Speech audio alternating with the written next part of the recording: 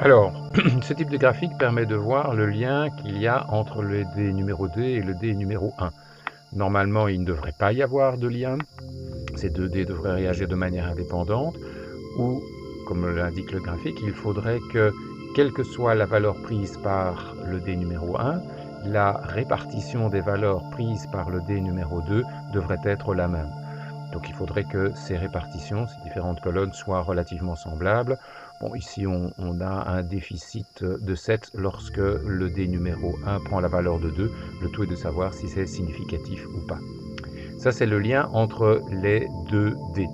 Mais il y a un autre impératif, il faut que les valeurs successives prises par le dé soient indépendantes entre elles. Autrement dit, la valeur prise par le dé au deuxième tirage ne doit pas influencer la valeur prise par ce même dé au tirage suivant. Il faut donc que ces valeurs successives soient indépendantes entre elles. Pour vérifier cela, on va mesurer le lien éventuel qu'il y a entre deux valeurs successives. Pour ça, il faut que les valeurs successives soient mises en colonne.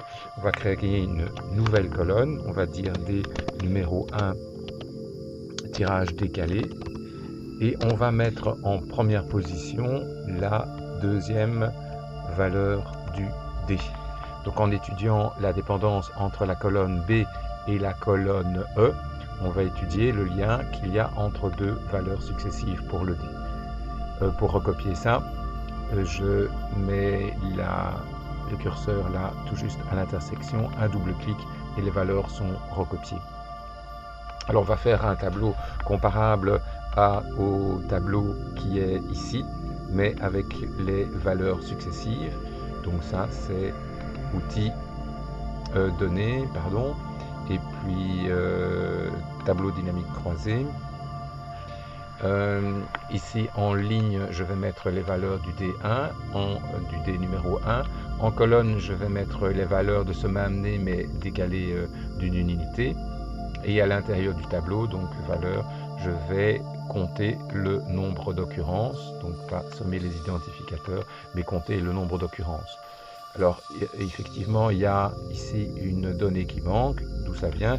Bien évidemment, comme on a décalé les données d'une unité, la dernière valeur, c'est bien 2, comme il est ici, et en centième position, il n'y a plus de valeur.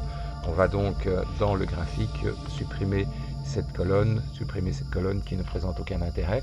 Et pour ça, on va aller là-bas tout en bas. Il y a filtre. On va filtrer les données à l'aide du champ décalé. On va non pas afficher tous les éléments, mais afficher les éléments qui ne sont pas vides. Voyons ça. Donc, pour qu'on se comprenne bien, lorsque le dé numéro 1 a pris la valeur 1 après n'est jamais survenue. Par contre, lorsqu'il a pris la valeur 1, la valeur 2 est survenue une fois, la valeur 3 est venue 5, 4, 3, etc. Et de même, il n'y a jamais eu un 6 qui a succédé à la valeur 1. Pour que les tirages soient indépendants, il faudrait que la répartition des deuxièmes valeurs soit indépendante de la répartition prise par les premières valeurs. Pour le voir, il suffit de faire un graphique comparable à celui-ci, mais avec ces données-là. Il faut donc prendre les